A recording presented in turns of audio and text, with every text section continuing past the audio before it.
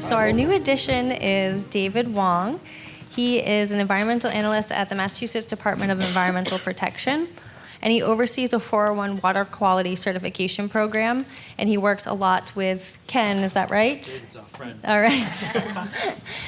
So the purpose of kind of combining the session here, as you heard from the speakers, is to try and help advance the reuse of dredge materials and for habitat, including salt marsh elevation. And so we kind of wanted to have them all together now that they've each heard each other's talks. And we're going to open it up for questions. But first off, we're going to have David sort of kick this off. We've got other permitters in the room. We've got consultants in the room. So this is just sort of a way to move this forward. And so I invite David to lead with his reflections on the session. Thank you, Christine. Thank you, Maggie. Thank you, everybody who organized this really, really beautiful, amazing conference. I believe everybody learned a lot. Thank you so much. Even, as a trained marine ecologist, I'm still learning so much. You can imagine, all these are experts. This section is the pioneer project for not only in this country, in the whole world. We are, doing something really novel, new. So, first, this section is perfectly connected to the previous section, which is salt marsh imbalance. You may recall Dr. Brian Allen mentioned at the end, well, all our coasts need sediment. Is that right? So yeah, we need sediment. Now this section provides some answers or maybe some questions for you guys or for everybody here. Ken, share his experience working with eight projects for 6 Cape Cod tons, 109,000 cubic yards of sediment. 99% is for beach nourishment, which is very traditional, right? That's how we use our sediment in Massachusetts most of the time. However, the two great speakers, Wenley and Ben, share their experience in Rhode Island, how those dredged material can be used for salt marsh restoration. I think your project, 2 projects, covers more than 100,000 cubic yards. The difference between you two guys, I feel like the sediment thickness is for your project is more than a feet, 12 inch. But for you, Ben, it sounds like more from 1 to 12 inches. So that's, for me, it's a big difference because this is kind of relatively thin layer. For the product you present is kind of, more than a feet. That's a lot, kind of thick. And I like that peer review publication. If it's possible, I'm going to request a copy from you. So how the thick layer placement work out? Because in Massachusetts, right now, we are still, don't have a very, clear picture for, 2 feet of sediment, placement on a marsh area. We are not so sure yet. Hope we can find more information from your publication. So nonetheless, this is a great work, pioneer work. Any questions for our expert? Thank you.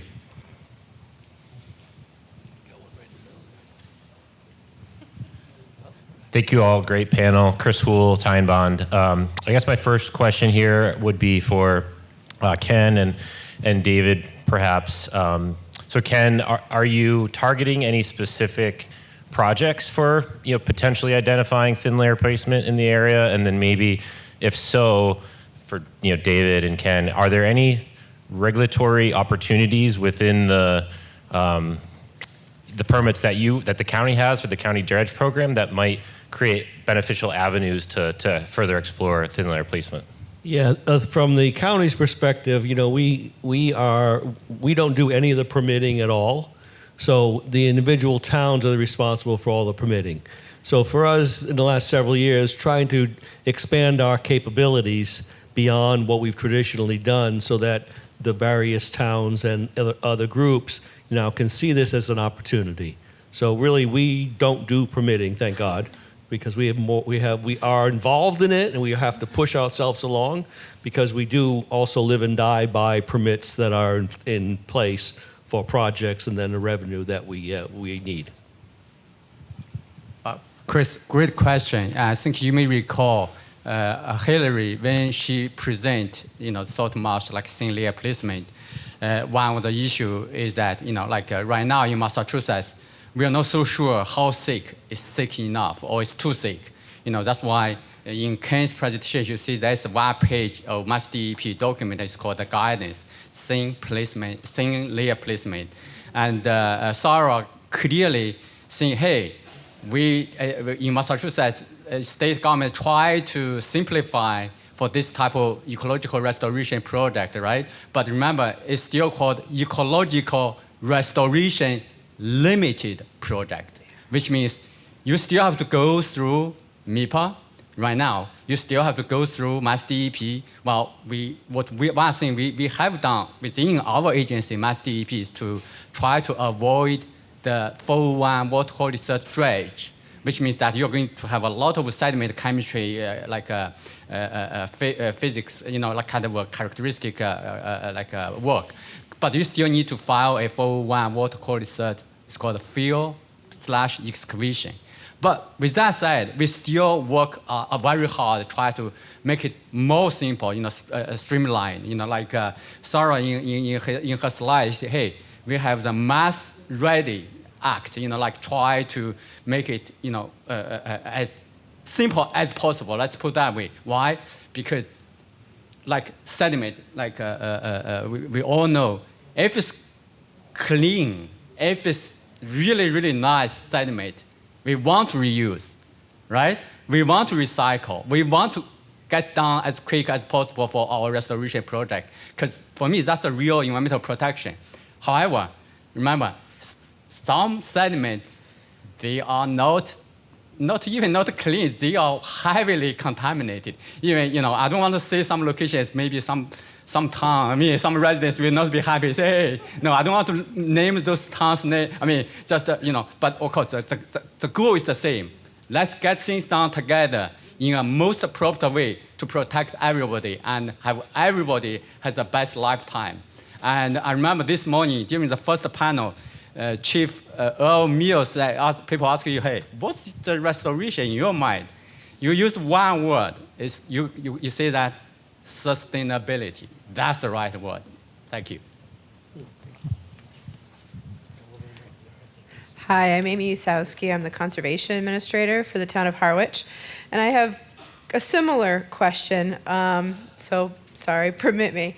But we have a town-wide dredge and nourishment permit in the town of Harwich. We have a 401 water quality certification.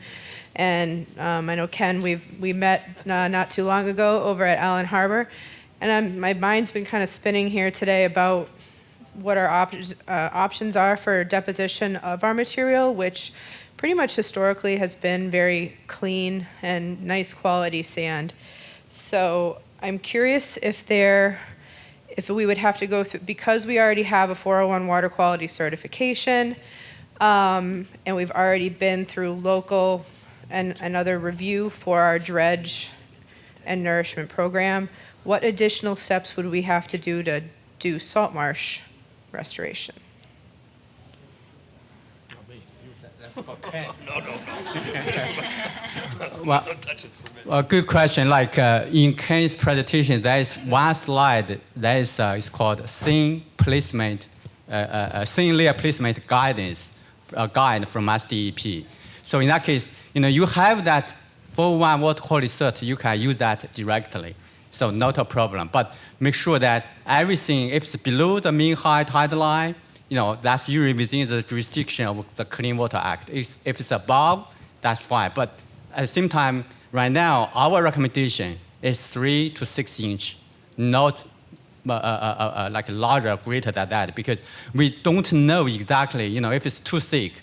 Like in the presentation you have very, very badly degraded system, right? So it doesn't matter. You can, But for Massachusetts, there are a lot of marsh systems. They're not in a great shape, but we don't make them, worse. You know what I mean? We try to save them to make it better. That's the goal. So if you have that water quality cert, I think you are ready to go. Just pay attention to the jurisdiction. Whether within the Clean Water Act jurisdiction or not. But one thing is clear. If you need anything, give us a call. Or if you need a new type of, let's say, water quality cert, we'll try our best. Remember, we try to do the streamline as much as we can. Give you an example. 10 years ago, when I started position, it usually takes 12 to 16 months to get a 401. And then later, we streamlined the online process. You and I have discussed a lot, right? So now it's like 5 to 6 months. Then in, I think, November 27th, 2023, the implementation of it's called 401 Water Quality Cert Improvement Rule. After that, last year, the average time for one water quality cert is 27 days.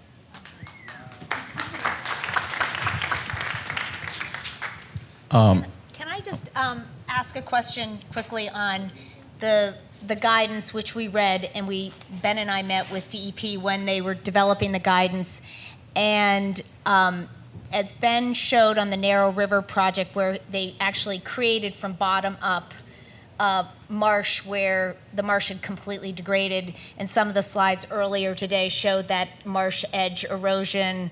Oh, and Steve Smith's presentation on Sasarma. Is that a possibility in Massachusetts to it's not placing it on a marsh, but to do marsh creation in areas where marsh was historically? Well, great question. Actually, that talk, I'm not sure Dr. Steve Smith still here. That's a great, idea for using our clean sediment, multiple ways. Yeah, because like in England, we have a very bad crab. It's called green crab, right? Now, based on today's talk, I know we not only have bad green crab, we have a bad purple crab too. But then, Ken in Cape Cod will save all the 14, 15 tons by providing you guys clean sediment to prevent the damage from the bad purple crabs. Yes, answer is yes. But as long as not be too thick, not if it's, especially if it's above the mean tide line, is beyond the jurisdiction of the Clean Water Act. You even don't need to get a 401 water quality cert from Mass DEP. But of course, you may still have to get a auto conditions or AOI from the Town's Conservation Commission. But if you have any question, we can discuss more later. Question for Wenley or Ben. So the salinity data that you were showing, was that pore water? And do you have any thoughts on either how to prevent that from happening during construction or how to adaptively manage to mitigate that after? Yeah, I started to be laughing. Yeah, the salinity data, Satuous, I'll just start there. The way it was sand on a back barrier sand system, it already had a drainage network because the previous project from 20 years ago was a very large push for Phragmites removal. And so they put in those dual box culverts under the dune to really up the salinity, to basically kill back the frag. And so it drains really well. It's perimeter ditched. Salinity was not an issue at Satuous. At Narrow River, if you think about it, some of these areas we did do tidal hydrology restoration first, but we had some areas with that sunken middle kind of marsh platform. So you think about it, you have a wet area and then you fill it with sand, you still have a wet area. You basically have sand now that's anoxic and wet. And so what we found was areas we went a little bit higher got the plant roots out of that anoxic area. That area that is like wet sand, the evaporation process, the salts stay behind. And so basically we had it transects with pore water wells.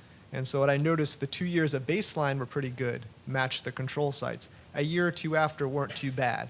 Then it started just getting, 40, 50, 60, 70, 80. It started getting really, what I mean? But it was these areas that had been impounded water before and just weren't getting that proper drainage. And that's where adaptive management piece comes in.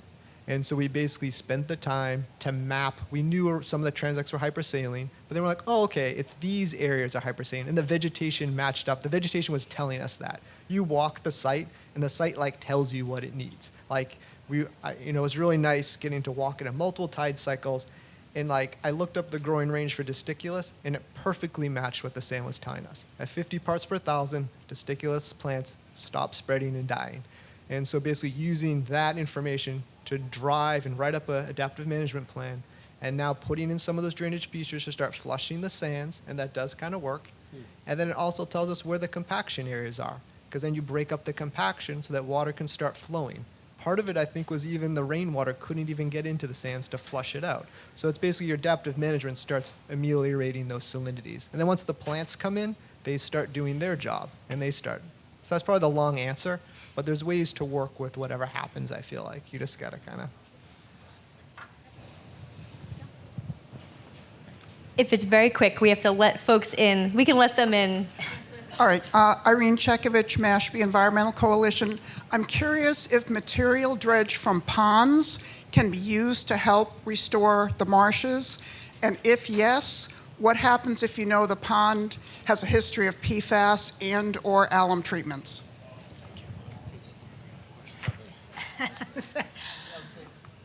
That would not be suitable. Well, first, it depends.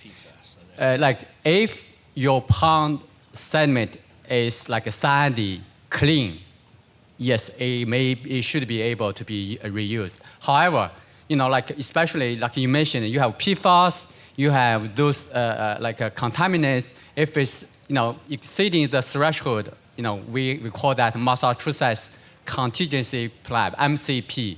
Then it cannot be reused. It's very simple. But yes, if it's good material, it should be reused. And just one final offer, since I know we're switching.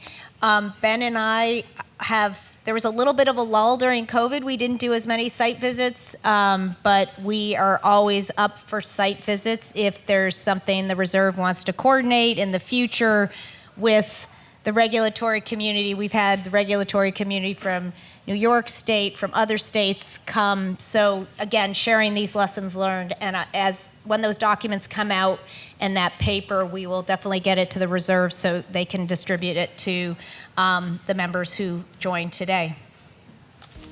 All right, that sounds great. If you want a site visit, come talk to me. Thank you, speakers.